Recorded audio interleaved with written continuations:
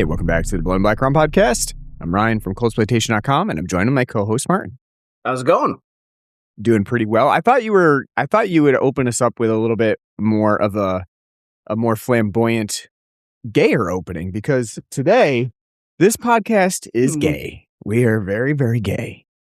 We're celebrating Pride Month, which apparently no one is this year. It's nuclear a lost holiday at this point. Only the gays are celebrating Pride Month. Everyone else who used to chime in and be like, "Hey, we like gays too sometimes," they're not doing it. But we try to do a nice little episode centered around Pride Month and centered around topics that are situated around Pride Month. So it was only fair that we did an episode this time. I think last time one of our episodes that we did during Pride Month was a John Waters movie, right? Yes. That was the last one that we did. Yes. And we toyed with doing potentially another one of those, but instead we decided on a movie that I think is near and dear to Martin's heart. Not so much mine. I haven't really experienced it a whole lot. My wife really loved this as well growing up. This movie was a big one for her too. So it seems like you two have a lot in common from when you were growing up. You shared the same types of movies during your formative years. Yeah, so we were secretly having family dinners together. Apparently so, yeah. Was this a family movie for you? No, in fact. Yeah, I was gonna say. It seems. We had it on VHS. And I remember as a kid looking at it like, the Birdcage, Robin Williams, look at him. He looks, we're doing the Birdcage. Sorry. Yes, yeah, right. You kind of put that one in there just like they fall into pieces. I should have done that. I should have chimed in with a nice little. No, anyway, we're doing the Birdcage. Hello. Well, we're doing the Birdcage. We had it on VHS, and it's like, I don't understand why. Because my mom is a prude, and I don't know. Right. And I don't know, my dad, it's not like he, was bigoted in such ways. Sure. But I don't know what would have appealed to them in this sense, because it's not like it rings like a film that they would have wanted to see. It's not a waspy type movie to be in. Not that I'm saying your family was waspy, but just in general, it is funny to see like how proliferated this was throughout the 90s, potentially in homes where people now would be like, the gays, they're stuffing it down our throats. They probably got it because either maybe it came with the entertainment set that my aunt from great aunt from Las Vegas sent out, and there's a collection of tapes. Or there was they saw Robin Williams and maybe that'd be fun. Sure. They just yeah, they just didn't think about it. Yeah, I can see that. I can see that. I think the Robin Williams Gene Hackman connection there is sort of done in a way where it's like, oh, I like Gene Hackman. Yeah. I like Gene Hackman. He's fun. Oh, Robin Williams, he's funny. This is gonna be a funny one. And even with the poster artwork where you see Robin Williams looking very hirsute and with an excellent getup going on. I mean, just fantastic looking with the floral print jacket and the pink billing pants that he's got on. It's amazing. But I think, yeah, you're right. To your point, it's probably something like that where people were sucked in by oh, it's got Robin Williams, it's got Gene Hackman. Oh, it's got Calista Flockhart in it. Wow. Even though she's not even mentioned on here. It's pre Ally McBeal, very popularity there. But maybe you want that. I just made connected the dots. Maybe that's why because my mom loved Calista Flockhart, right? And she loved Ally McBeal. Yeah. So maybe maybe that's how we came about it. But regardless, if you were, I don't ever remember seeing commercials for this film on TV as a kid. So if you were and you look at just the box cover for the VHS, you would think the Birdcage, Gene Hackman, Diane West. And, look at them. They're looking surly. And then, Robin Williams is looking dapper and delightful. And Nathan Lane looks like, just like some guy. Like, what kind of shenanigans could they be getting into? What's this Nirvana tagline? Come as you are. I don't understand. As you are. Yeah. Maybe some people are drawn in by that as well. Would have been a better cabaret instead of saying "We Are Family." Do you think if they went with the original French theatrical title, "La Cage aux Folles," do you think that would be as inviting to people? Do you think they would be like, "Oh wow, that sounds so exotic and"? I don't think it would have gotten Frenchy. Yeah, no, I know. Yeah, no. I was saying if they did a remake of that film, in the 70s, yeah, they can get away with it because it's the 70s. They greenlit anything. We done fucking bunnies, with Leonard Nimoy, and not Leonard Nimoy, fucking Bones. So that would have gotten greenlit. In the 90s, hell no. They were only. They're only betting on winners, and things they think that will sell. I do. I definitely think the idea is it's interesting, right? The idea behind the Birdcage being a fairly popular movie at the time is very interesting. The proliferation in 1996 of this movie that is sort of even today sort of a little would be considered a little bit. Maybe what's the word I'm looking for? Maybe dissentious. With the topics that it explores, is surprising that it actually did so well in 1996, and we've kind of almost taken a step back here in the recent years of people probably watching the Birdcage now and being like, wow.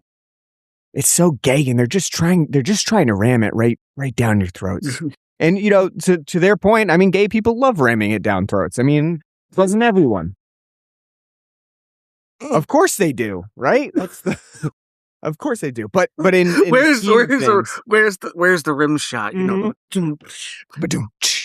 But in the scheme of things, it's very interesting, and I am really curious to explore more of the actual release of the film and its reception, because I haven't really done that much research into it. But, I think that it's an interesting time period to explore how the Birdcage came out and kind of captured some people, even though this might have been something that, a topic that would have been a hot button issue, even at the time and even now. And we'll talk about that as we get into the movie and what kinds of themes and stuff that the Birdcage really explores in this movie adaptation of what would have been a play. But anything else you want to add in the introduction here before we move on? Talk about the beer and then the movie itself. No, I think it's you covered it well. I'm glad that we're doing it. I've mentioned the movie a bunch of times on the podcast because I do think it's an underrated, just. Yeah, I mean, fun film. I think it was a rated film, people enjoyed it at the time, and then now it's kind of it's not as popular now anymore. Here it's literally the 30th anniversary of the movie. It was released in 1996. Here we are in 2026, so it is the 30th anniversary, and I think it's kind of fallen to the wayside a little bit. You don't hear about it as much anymore. But I do remember that there, even again in 1996, we would have been fairly young, so we would definitely not have experienced it directly when it released theatrically. But even throughout the years, the Birdcage has been mentioned quite a bit, and I do remember it getting played on TV quite a bit as well. It had some major airtime at some points. So it's interesting that it's kind of fallen out again, and maybe not as well recognized now with younger audiences. So, all right, so let's talk beer, because the beer is actually the holdup for this episode. The reason why we were not on the regular Friday release, we were going to release this episode on Friday and obviously get it done on time and everything. And then I had got a beer that we were going to do directly for this show because this show is very gay today. and we wanted to tie the beer in with being a super gay beer. And so we had to wait for the beer. And when I ordered it, my sister picked it up, and I didn't have a chance to grab it from her until today, which is why we're recording and posting this late. The beer that we have on the show is from Treehouse Brewing. We've had Treehouse on a few times. Probably one of the bigger names in beers at this point now for what would be considered a microbrewery that has now become macro because it has like 5 different $1 million locations and all kinds of things. I was just going to say, I'm on the website. They have a place in Woodstock and Boston now? Yes, Boston, they moved into Faneuil Hall. I think they took the Cheers location in Faneuil Hall. And they are now there, and they may even be getting into like the Red Sox games. I don't know. They're really picking up steam as one of the giant beer corporations. Even though Cheers was, no one cared. It's Cheers. You can't get rid of Cheers. I don't know. Now it's Treehouse Cheers, and you can't actually cheers because that's a rule on the list. Is you can't actually do a cheers. You could break the glasses, so you can't cheers anymore. I would say Woodstock makes sense because, it's somebody who's gone to see concerts down there. It's very hippie, liberal, bourgeois nonsense. You go to a concert and it's like, you can get a lobster roll from the food truck here. Yeah, you know what I don't want to pay? $35 for a lobster roll watching drive-by truckers. Yeah. Show's great. Not a great idea, though. Point being aside, but yeah, like fucking Boston. Side rant here. Fuck Boston. Fuck the Red Sox. Fuck the Bruins. Fuck the Celtics. Go Knicks. Fuck the Revolution. Fuck the Patriots the most. But who's going to a goddamn Red Sox game at Fenway and going to pay $20 for a fucking, treehouse? Yeah, no. That's what I don't know if that's true. I don't know if I was surmising that they were getting into the Red Sox. But listen. But even if they did, wait, you got to get your Gansett. Got to get your Narragansett. It's what Hooper drank. It's what Ted Williams drank. Teddy Ball. Anyway, fuck Boston. It's true. Sorry. Are you done? Are you done with your diatribe about Boston? I had to get it out. Your dad was wearing a Revolution jersey. Beer that we have on. Yeah. All right, so we got Treehouse, and like I said, my sister had to go and pick it up. But what I ordered it was a kind of a cross between a couple that were there. Treehouse is celebrating their 14th anniversary, so I did get that. And then we decided, you know what? We're doing the Birdcage. We're super gay right now. We're going to do the double rainbow, which is perfectly gay for the Birdcage. And the can is awesome. It's got like a nice tie-dye rainbow color. It's obvious that this is being done for Pride Month because they're only releasing it now in June. Though they're not like explicitly coming out and saying like, hey, this is for the gays. This is for, we're in support of the gays. They're not saying that, but in essence, that's how we're taking it, that the double rainbow can is for Pride Month. And so we're doing it for the Birdcage because it just makes sense. It's just a nice thematic tie-in. And so that was the holdup. And that's the reason why we were kind of off on our schedule. But this double rainbow is, you guessed it, what Treehouse generally does. It's a double IPA. It's a double New England style IPA. And I think the idea behind this is the rainbow part of this, besides the fact that the can is rainbow, and the can is awesome. Like I said, the can is really cool looking. But I think the idea behind this is that it's a rainbow of citrus fruits kind of all combined into one. I think that's the theme of this beer. Where it becomes sort of like this very citrus. They're calling it a tropical fruit salad type thing. And I get that. I think that's pretty much how this beer tastes. Tropical fruit salad is kind of like how all New England style beers kind of end up starting to taste after a while, because when you're adding all those citrusy type hops, it tends to just kind of float that way. But I would say that this definitely gives off some of those really strong tropical notes of like papaya, pineapple, maybe a little bit of like tangerine, orange, those kinds of citrus flavors to make it into what you might consider a pretty bog standard, or maybe like the epitome of a New England style IPA. I don't know if you feel the same, but I think this is really good. It's obviously a very quality beer from Treehouse. It does taste very similar to a lot of other New England style IPAs, is what I would say, with the tropical fruit salad flavor. Yeah, it's good. You summed it up pretty well. I get big hints of like the pineapple, guava. Yeah, guava. Papaya. For a double IPA, it is smooth. It does have a hop kick on the back, which creates a nice rosiny, aftertaste at the end. Yep. It's very good. Do I feel like it's if it's like much of a variation of on like the styles that they usually do? No, it's like Fidens. Like it's once you've had like a couple, they all kind of start to blend together. I'd say maybe this one might be a little bit too rosiny for people who like NIPAs, because it does, round it out at the back pretty hard. But it is, a damn good double IPA. It's drinkable. It's refreshing. Has a nice mouthfeel to it. Yeah, and the can's awesome. I love the can. Like it just looks, so cool and inviting. Inviting for the gays. Yeah. Yes.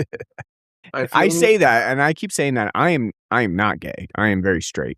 But I know you mentioned your wife earlier. Yes, but my soul is with the gays. If I could be, I would also be gay. You're Allie. Yes, I'm Allie. Yes, exactly. Again, it's just not my lifestyle, but we're here to celebrate it anyway because I love the gays. Well, I was gonna like real quick. One thing, how do you feel about like capitalists like pitching using it as an opportunity to sell this shit? Yeah, I mean that's kind of what I was thinking about with Treehouse, right? So this double rainbow, it obviously is released during Pride Month. It's obviously for Pride Month in some capacity to showcase that, but they're not explicitly saying that. Like not on the can, it's like gay. We love gays. Please buy our beer, gays. Stuff like that. Which is probably what I would gravitate towards more than when a company is for 11 months out of the year doesn't mention anything for fear of reprisal from any other part of the their market, and then 1 month a year they're like, hey, here's our gay Facebook cover picture to let you know that we also like gays sometimes. I think the only way it's good, like especially if it's like big corporations and stuff, like and not like earnest, like when the Yankees and Bills like Happy Pride Month, and then everyone it gives like it's like, do they really care? No, because they just want money. But at the same time, it gives you an opportunity to see who in 2026 are still like, fucking goddamn, can't believe it. Right.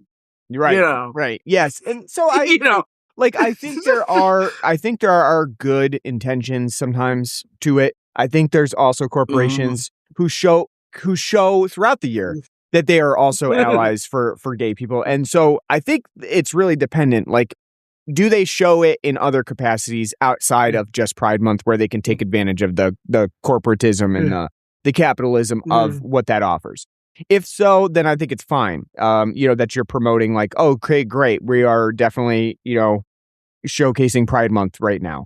But if it's like the only time you ever take a mention or a stand, then yeah, I think that's problematic in that like you need to show more support throughout the year. Because it's okay to have like President's Day sale or 4th of July sale or something, because it's a celebration stuff. I mean, yes, Pride is a celebration, but like Martin Luther King Jr. Day and like Black History Month, it's the history, the struggle and stuff, and I think using it as an opportunity to be like, yes, we like come to Target, we have all the Pride shit in the world. We'd love to sell to gay people.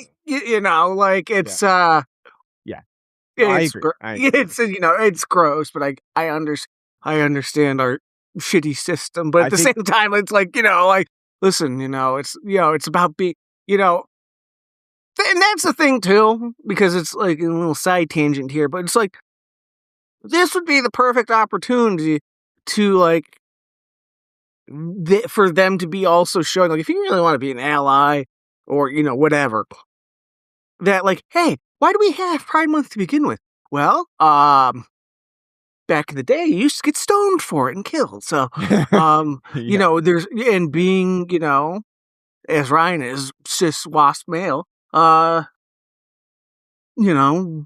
were fine. So, and, well, I don't know. I feel very persecuted when people aren't talking about me specifically during Pride Month. I'm like, well, yeah, but what about me? What about my struggles? I'm joking. Yeah, no, I agree. I think that, again, and that's, obviously not what we're doing here at Blood and Black Rum Podcast either. We're celebrating Pride Month, but we talk about gay stuff all the time. Come on. We just did Showgirls. Yeah. We're always gay. Yeah, and actually that was kind of, I did think about that too, as we get into discussing the Birdcage, is that we just kind of did a movie with, especially towards the opening of this movie where they have, they showcase the Birdcage specifically as this nightclub scene where they're doing, cross-dressing and, drag queens and stuff like that. I was thinking like, oh, wow, this is a nice little, foil to Showgirls, a little bit of a different perspective on, like, everybody loves each other in this this show, this nightclub in the Birdcage, and in Showgirls everybody's out to backstab each other, and a little bit of a different perspective there. So what are you saying, that these are both films that I suggested? Yeah, I don't know what I'm saying. What am I saying about that? That I have great taste. Apparently so. Yes, apparently so. Or apparently you were already hinting at something when you were like 11 years old. It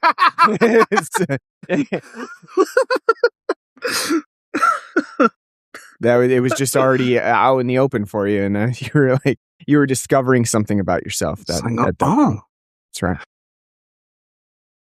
All right, let's talk to Birdcage specifically. Let's really get into it. So first and foremost, like the opening sequence where you see Robin Williams just looking magnificent, just looking so dapper, just, as Armand, this very,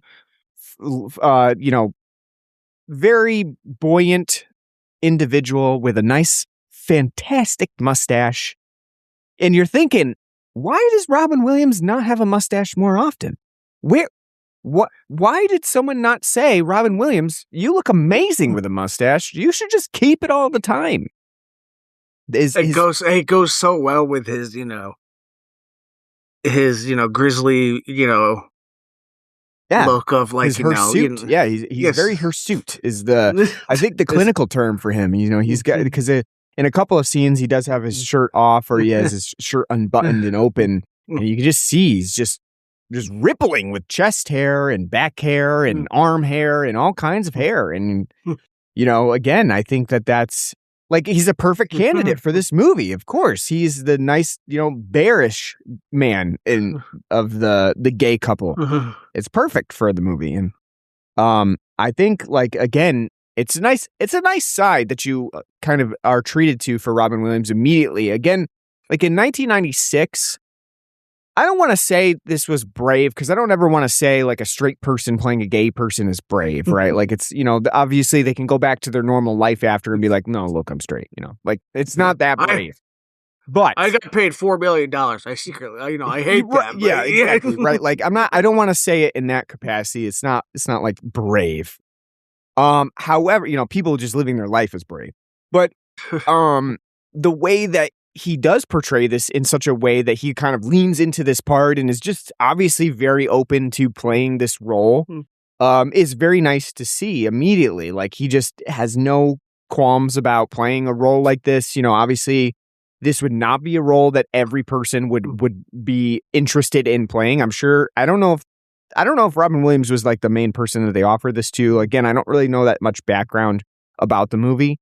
But I mean, I can see some other these more masculine people that they could offer this to that were really popular in the 90s who might turn this movie down because it's not really in their wheelhouse, or they feel like they could not accomplish the goals of, you know, what this character should have as a personality.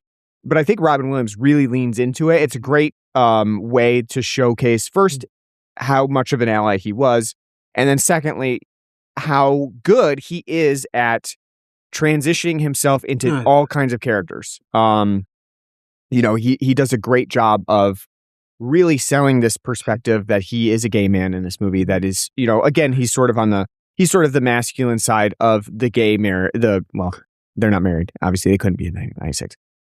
But the gay relationship, he is more of the masculine side, and that works really well for the Birdcage as a whole, especially, you know, considering that Nathan Lane as his co-star is obviously meant to be the much more outright flamboyant character, the queen, if you will, of the movie. So I don't know. Do you feel the same about Robin Williams?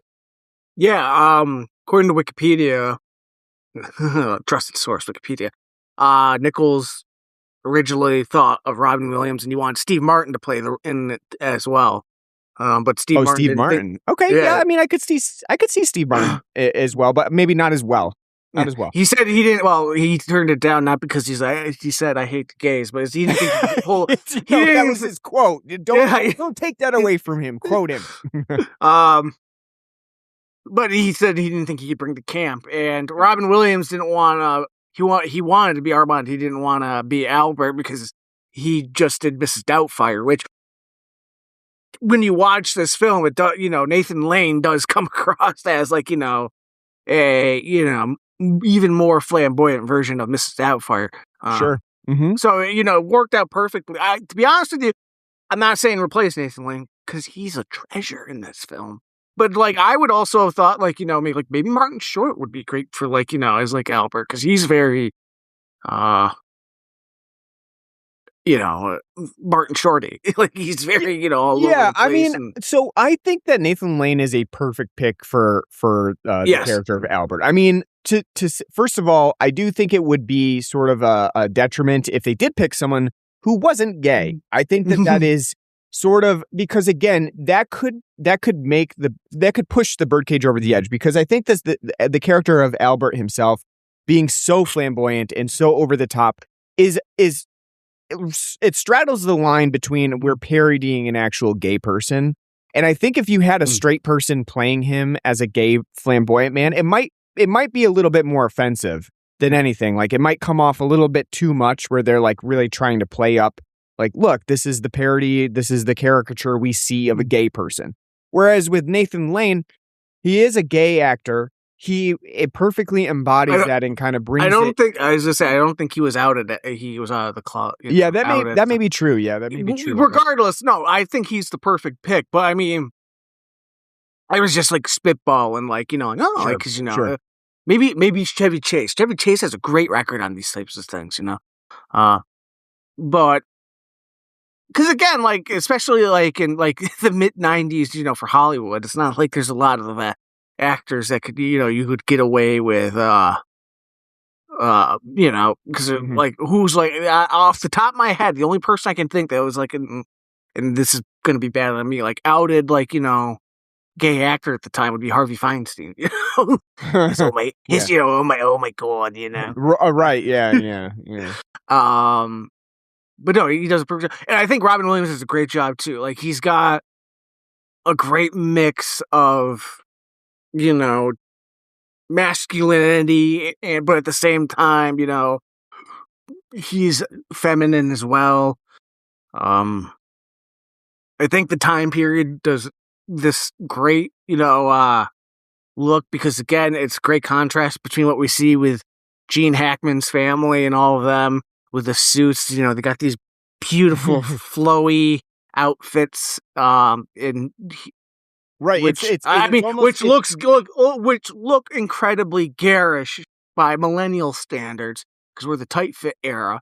But it's, you know, it works with the you know, it works with the theme, vibes, right? Yeah, because like the whole idea is like, look at how like kind of comfortable, like literally comfortable in the flowy outfits and just kind of like letting it all hang out quite literally, you know, with the open buttons and the jackets, and then you've got these stuffy political people coming in, you know, Gene Hackman as one of the vice presidents of the moral ethics like committee that he's been running in politics for the conservative campaign, and it's the obvious allusions to the dress is you know right there that they're in this very stuffy, very uncomfortable looking clothing, and the gays are just out and about and you know very happy, comfortable and living life. And I think that's a great contrast because again, with you know Gene Hackman as you know the senator from Ohio, how stuffy and conservative, you know. He's literally always carrying around a thick tome as well. When he's at his home, he's got like a thick tome of like legalese that he's just reading over, and it's great. They're just so you know miserable shits, and then you go and see Robin and Nathan Lane, and they're having the time of their life, and it's like because it's like even if they weren't gay, like it would work as a theme of like, hey, maybe you don't have to be so uptight. You're going to die of a heart attack at 42 because you're, you know, making diamonds in your ass from, you know. Yeah, I mean, I think from being so uptight, you know. I think that idea that, you know, again, there's, like you said, there's a nice contrast because again, we see Ohio for a little bit. It's cold, wintry. You switch, you know, they're kind of inside and not only that, like the whole family too has to sort of be, you know, as a politician, they're constantly under fire from interviews and the press, and so we see them constantly hiding from the press and like sort of quite literally they're closeted, right? They're trying to be closeted because they don't want their entire life to be public because they're politicians, and so there's this hidden agenda for them to kind of sneak away and go on vacation, and it's kind of the opposite because we see South Beach. South Beach is very open. There's people in thongs riding around on roller skates, and it looks very fun. And everybody's going to the beach and you know getting tan and having mai tais at the bar. And I think that sort of and again too that's obviously an over exaggeration. Like not every gay locale is like South Beach where everybody is just so open and free. Well, even still, it's it's South Beach. It's hot as hell. Like like you're gonna want to skate around with with your bodysuit on. Yeah, but I think like the idea like is obviously there. The metaphor, the visual metaphor of it being so much more open and so much more freeing to be in this place, and the idea obviously of the title, the Birdcage. A birdcage being a cage that a bird is forced to be into. They're stuck in. They would love to fly free, but instead you're making them stay in this cage. Is obviously an allusion to both parties, right? It's the obvious one would be the closetedness of gay people. That's kind of like imposed upon them by society.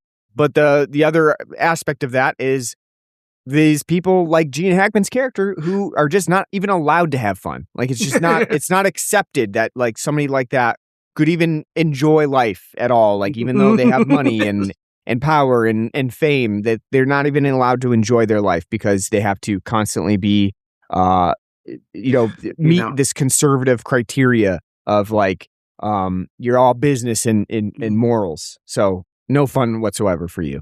Listen, God is not letting any of these assholes into heaven from wearing such baggy suits. Poor tailoring, and God says, I got news again. I got news for you. The millennials coming in with blue and brown suits and tightening them up instead of these big coiffed, nonsensical pieces. Like, no, your zoot suits send you straight to hell. That's right. And we talk about it later, but like when we see like Robin Williams and that like Nathan Lane like dressed like that, they look so terrible.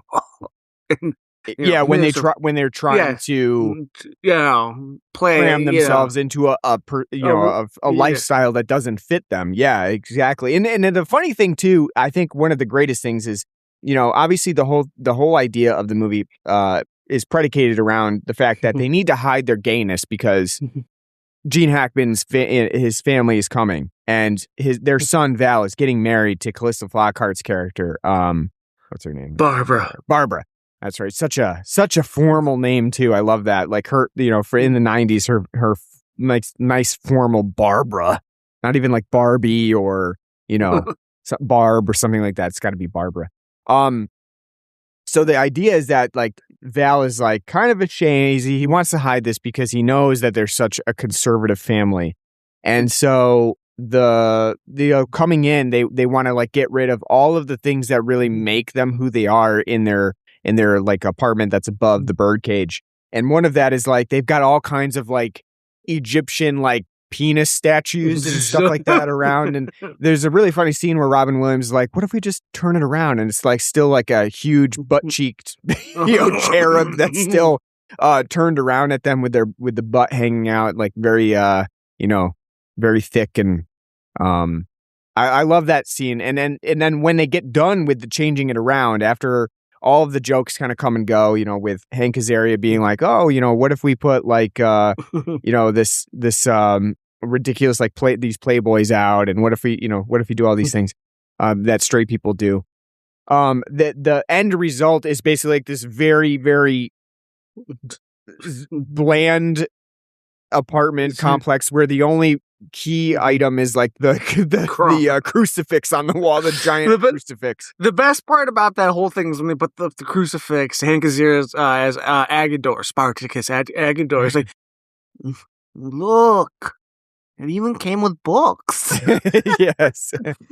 You don't have to read them because we're giving it back. But it's right. I mean, it's just like it's a fun joke of like how persecution complex the like white straight person has of like, this idea of Catholicism or even Christianity of just like this persecution complex that you must have in order to. No, I was gonna say they're not Catholic because no, there's a line in the film where they're like, well, we can get the Pope to bless the thing. They're like, he'll think he's too liberal now too. So that's actually pretty fucking funny.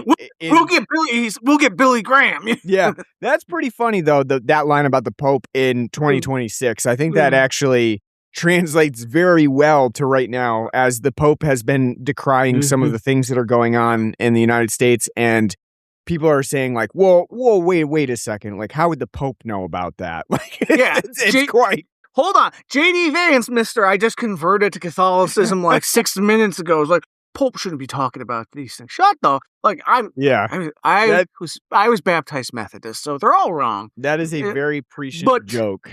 But I mean, it's just, it is funny because it's still prescient today.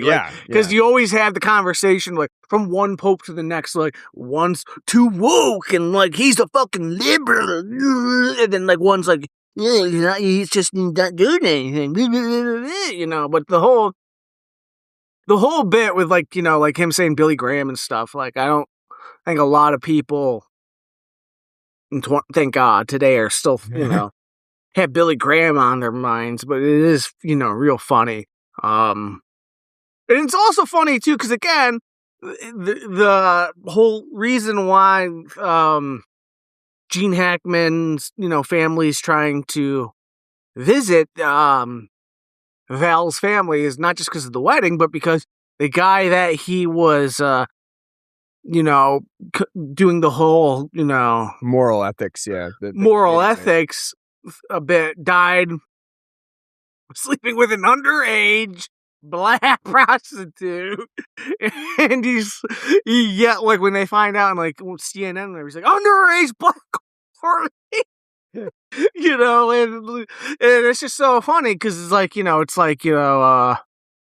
it's as George Lucas would say when it comes to Star Wars, it's poetry, it rhymes, because it's like a tale as old as time. Like a lot of these people who were anti-gay or whatever the hell, they're, secretly closeted or have their own, demons because, can't get off normally. So, that, is just still funny to me.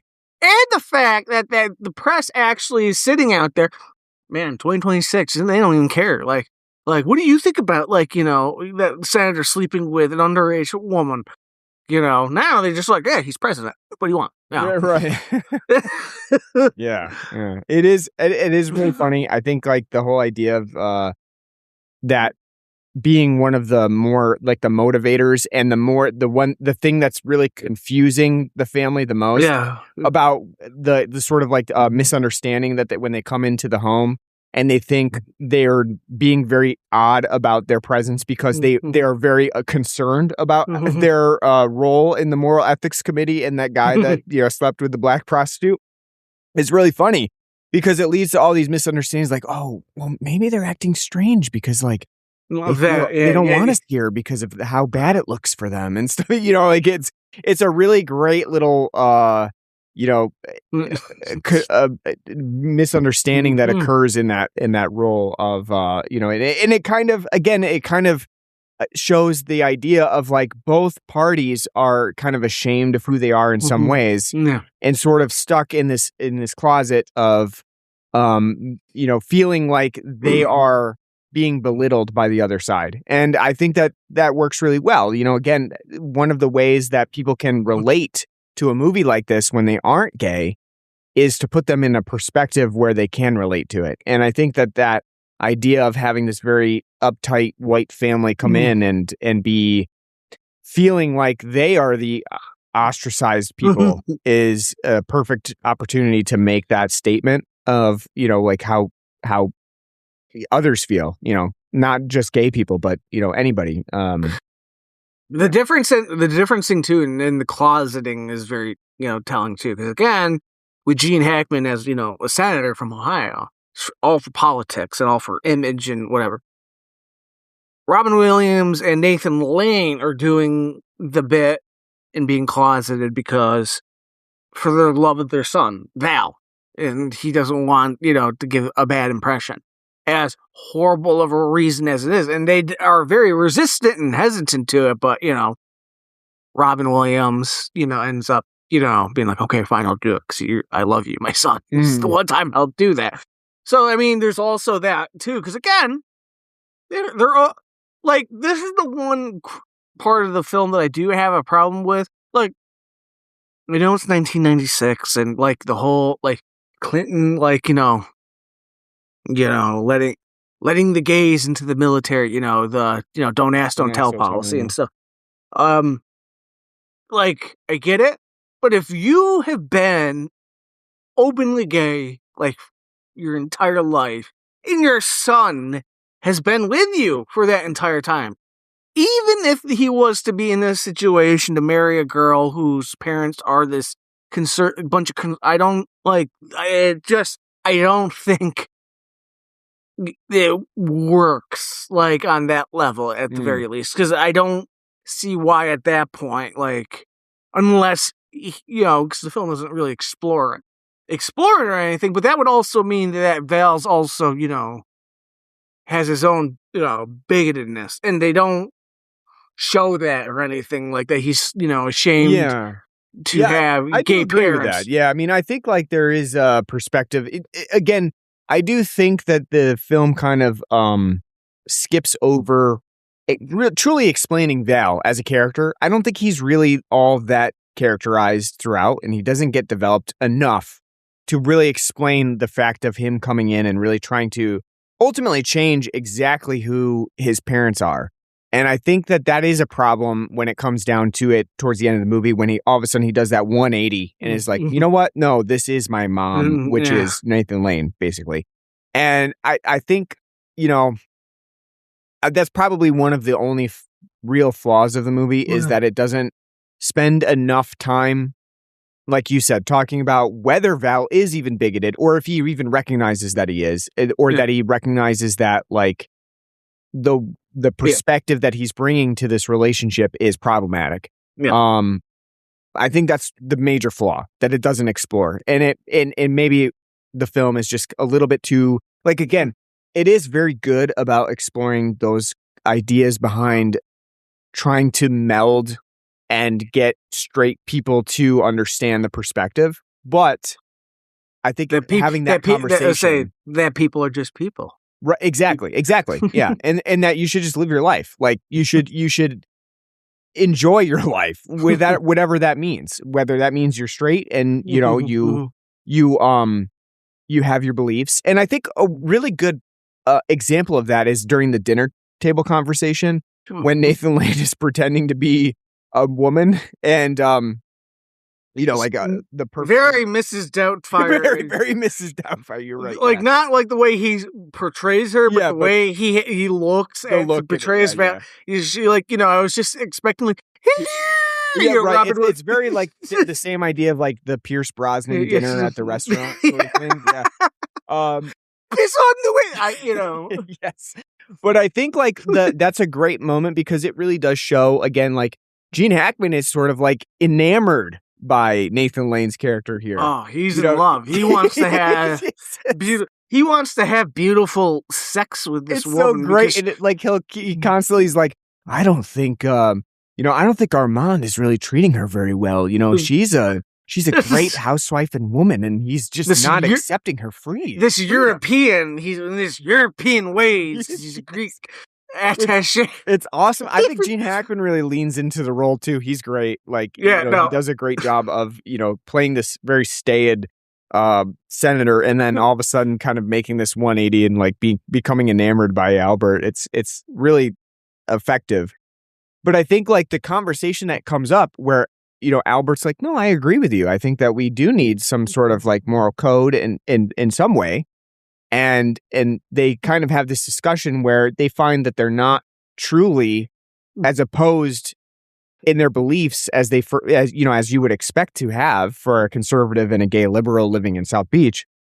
I think that is a perfect embodiment of like, listen, like you're not all that humanity as a whole is not all that different. Like we have differences of opinion, but it doesn't need to be differences of opinion that mean like humans, certain forms of humanity can't exist, right? That's not the discrepancy that they're coming up to.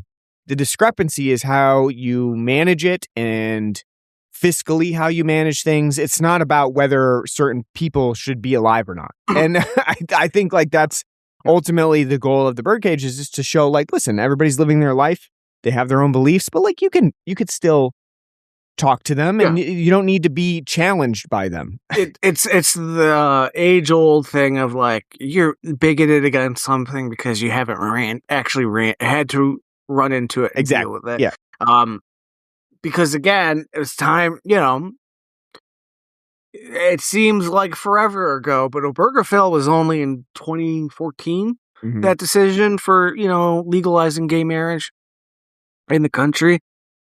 It's been, you know, 12 years since then. It's so the idea of, you know, it being such a radical thing, like society moved really quick on it because people started, you know, demanding it and understanding the difference. And it's something that now with trans issues that people can't wrap their head around because they're like, I don't understand. It's like, well, when you meet a trans person, you'll just like with like gay people, like the dots will eventually click in and you'll be able to, you know, understand it. And I think, again, it's the ignorance that creates the fear and hatred. Because, again, if you're like somebody like us who grew up in a small town, there were a couple of, you know, gay people that we went to school with, but none of them were, you know, open.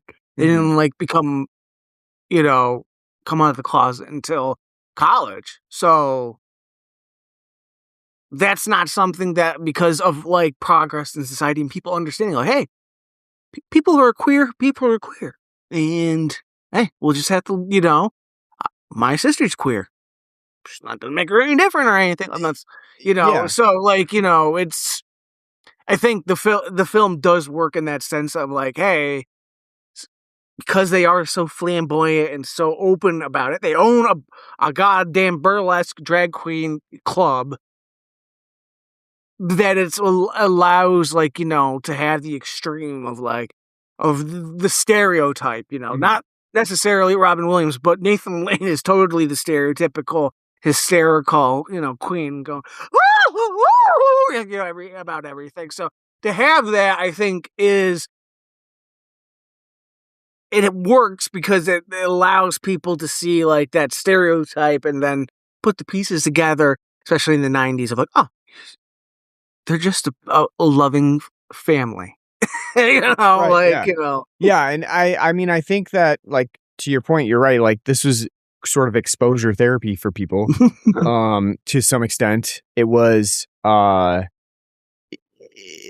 it was supposed to be sort of eye-opening in that, like, there's really nothing very different about the way that they're living, and there's nothing morally different about it either. You know, there's not, you know, they have different values, but they morally are relatively the same. And, you know, again, because that's one of the biggest concerns from a lot of people is like, wow, they must be so immoral and doing blasphemous things that we can't even imagine. And it's like, no, they're literally just, you know, living life, reading the newspaper every morning, and, you know, it's same old boring things that you're having Turkish coffee. Yes.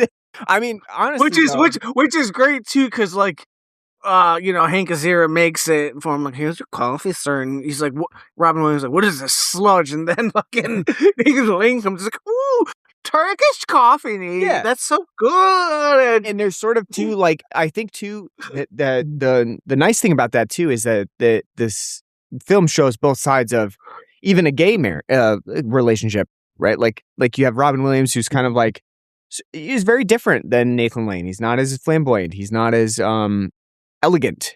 He's not, you know, he enjoys different things. He's not as emotional. And you have Nathan Lane, who's very emotional. And, you know, just like a regular straight marriage, you have people who are very different in the marriage, but still get along. And it's sort of the same idea. It's very nice to see that as sort of played. And I think, like I said, again, I think that there is a fine line here where Nathan Lane does not become an over-the-top caricature of a gay person just because what he can bring to the character and how it kind of settles over time, and it settles towards the end of the film. But I think, like, again, you don't want it to become too over-the-top, too caricature-esque, because at that point, you almost feel like you're making fun of a gay person and how emotional and flamboyant they could be. And I think that the film treads that line very well. Nathan Lane does a great job at making sure that doesn't happen. And I think the other thing is that Robin Williams is there to kind of put things in perspective. Is like, not every person is like that. You know, like not every gay person is as flamboyant and over the top as Nathan Lane. That is a trait that he has as a person, that he's kind of defined as like sort of a diva character. This also reminds me a lot, and I think it's probably intentional. There's a great Bob's Burgers Christmas episode. It's an hour-long episode where they do a very similar thing where they effectively are like, the kids are like roaming around during Christmas Eve, and they're like trying to find Santa Claus, I think, and they kind of get lost, and they go into this like abandoned building, and the parents are really concerned that there's going to be like murderers in the building and stuff. Then when they find out that it's actually a drag queen building where they like are having like a massive drag queen you know, dance party and everything, they like have a huge amount of fun, and like it's the best Christmas ever. Reminds me a lot of the Birdcage. You know, I think it's probably inspired a lot by the Birdcage. It's a great episode. You should check it out if you haven't seen it. But yeah, it's you know, is Sam Cedar in that episode? You know, I don't think he is. I don't think they get the inspectors in there. What else? What else haven't we talked about? Side note, I'm just amazed that H. John Benjamin is a multimillionaire now that does jazz albums. Just on every role that he has ever done is just, I talk like H. John Benjamin. Well, you know what? What do I do? I just talk like H. John Benjamin. I think that he deserves it. Because again, Bob's Burgers is a cultural milestone, in my opinion. Do you like it better than Archer? Yeah, 100%. I think it's a very it's a great show. Like, honestly, it is one of the most progressive shows. Again, it is kind of following in the wheelhouse of something like the Birdcage, where it's very progressive without really needing to even say that, right? Like, it doesn't need to say every single time, like, hey, we're celebrating Pride Month this time. It's just like the episode will just talk about it. And what about Venture Brothers? I don't know. I mean, you're asking apples to oranges, I think. But what about home movies? All right, we'll have another episode where I can go over whether the animated shows are better than each other. We'll have like we'll do like a TikTok reel or something. That's Star H. John Benjamin. Yeah, you just do a TikTok reel where you like give me both things, and I have to do a versus mode or something like that in 30 seconds. But yeah, like I think that's, again, the Birdcage is one of those things that helped make something like Bob's Burgers a cultural milestone, because it is one of those movies that sort of I think is very important, whether we recognize that like people are talking about it today or not. I think the idea that in 1996 this movie came around and it talked about these issues, and it did so in a way that was accessible to a wide range of people, and it wasn't some sort of like low budget indie movie that was released and really didn't get theatrical showings, and it kind of released to VHS. I think is really important. It's astounding to me, especially considering like, how far we've gone a long way, but we've also, I think one of the things that made me realize that we've come a long way is that my son didn't even realize, like, there's the whole scene where they have to sign over each other's, they have a palimony agreement, right? They have to sign over half of each other's belongings, basically. And that means the Birdcage is part of that. Like half of that, the Birdcage belongs now to Nathan Lane's character. I think that really kind of cemented things, because the palimony is there because they can't get married, right? Like it's just illegal. Like the partnership is not recognized as legal.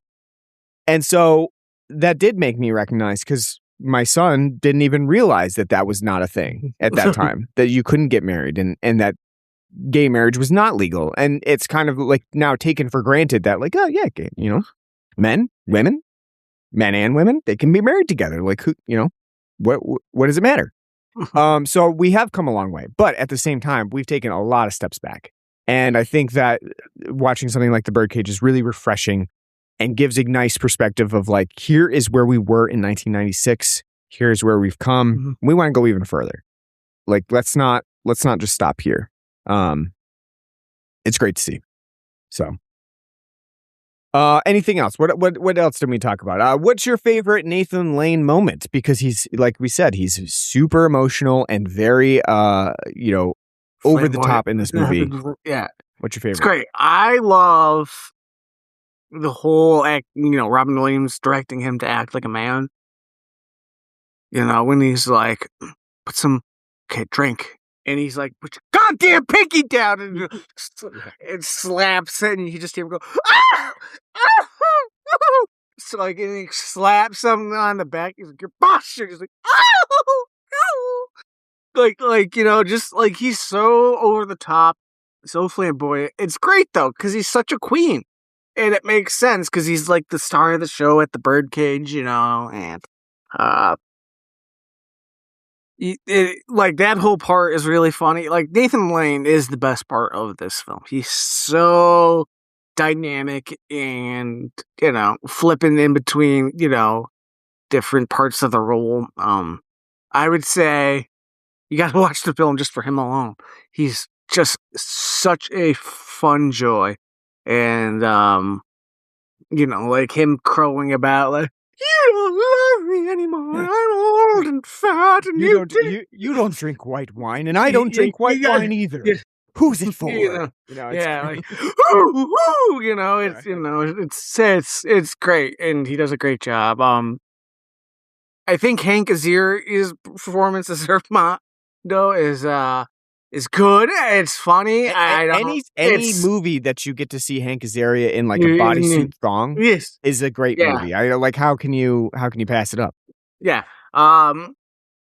Whether or not you find it offensive or not, I'll leave that up to you. I think it's fine. Because again, like, I don't really think like he was probably sitting there doing like, oh yeah, I'm gonna do it like this. They probably, it was written that way. So, but he's a lot of fun. Gene Hackman is a great surprise in this. As a comedic and force. Not saying that he's not capable, because he's Gene fucking Hackman. Yeah, but he does such a great job of playing such a uptight, stick up his ass, asshole. That it works really well. But yeah, I don't want to go through and ruin every Nathan Lane bit and joke. Yeah. They're fun. Like, it's fun, and watch them. I'm gonna go actually a different route from you. You picked out some of the more comedic elements of what's really fun about his role. I'm actually gonna go the different route where, when he comes out in the suit, and they're like, "What are you doing?" And he's like, "Oh, well, I'm gonna be your father, or I'm gonna be your uncle, I should say. I'm gonna be your uncle. All right, like I'm gonna be a straight uncle." And he comes out, and then at the end, after he sees their reaction, he's like, I can't even fake that, right? It's kind of a nice little thing. It's like, no, he can't fake it because he's not like that. Well, not only that, because he's got the pink socks, he's dressed up. Yes, like, yeah. It's just a nice little allusion to the fact that like he is who he is, and like, well, not only that though, too. Again, it shows like how uptight and ridiculous it is. Like, it's like like. As somebody who doesn't love suits and stuff, and like is completely unable to match colors due to the autism, like I wouldn't be like, oh, you're wearing pink socks in that suit, and be like, yeah, apparently, as somebody who grew up poor and student taught, like getting yelled at my first day for not wearing a tie, and it's like I don't have the money to know-how for this. I don't know what to do. What do you want from me? The great part is when he's like, I need a little bit of color pop. Everyone needs a little bit of color pop, with a suit like this, and it's great. It's like, but I just like that idea of him coming out and just recognizing, like, listen, he can't fake it. Like, that's just not who he is. And it's a nice allusion to the fact that, like, no, this isn't something that you can just learn to not be gay. Like, you can't learn it. It's not something that you can pretend. You are who you are. Film's ahead of its time in that. It's not a choice. It's who they are. Exactly. Yeah, it's great. I love that. I love that element, and I think he did played that really well. Because again, but it's also great too, though, because again, how uptight and miserable he looks compared to him walking down South Beach. Hello, yes, I'll take the lobster there. Yes. Ooh, and like in that like gold jumpsuit and like the hat and everything. It's great. It's just, his fucking grandma glasses that he's got with like, oh yes, I'll take a sample. Would you mind if I come back for another?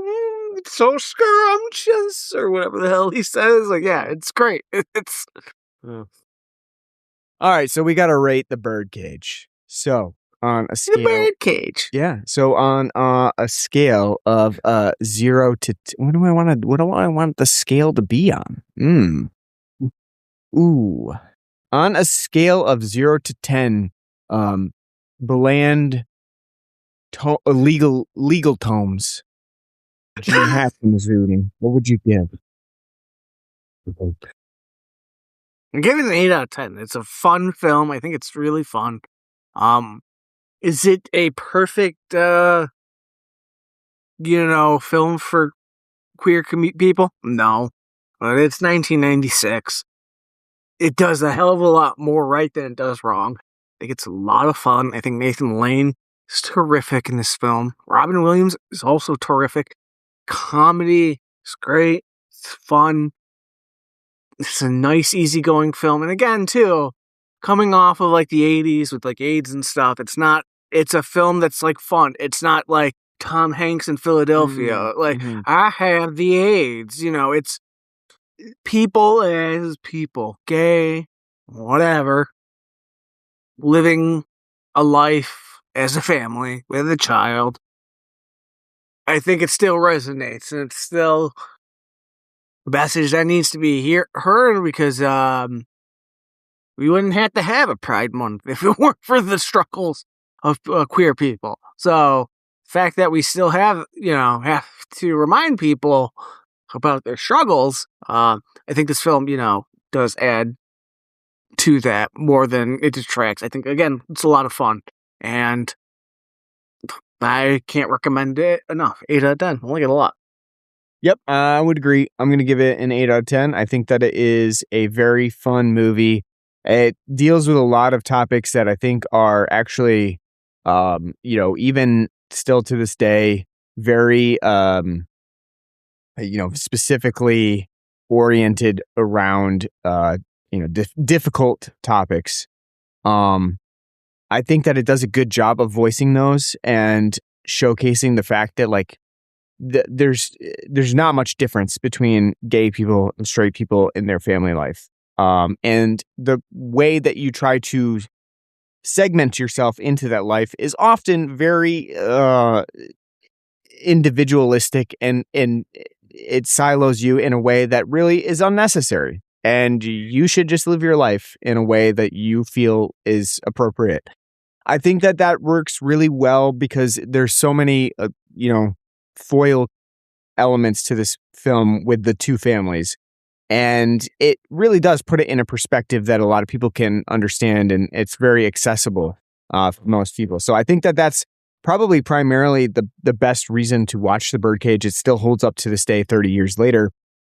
And I really enjoyed it. I liked, all of the themes that it explores, and, the ending is really great as well. To see like the marriage happen and both families come together and sort of be so different and so, similar at the same time. I think it works really well. So I'm giving it an 8 out of 10. I think it's a really great movie. And everyone should check it out.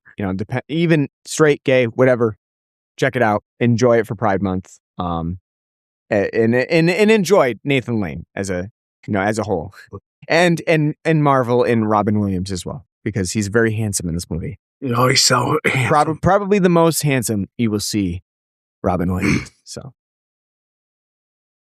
all right. So hopefully you enjoyed our Pride Month episode.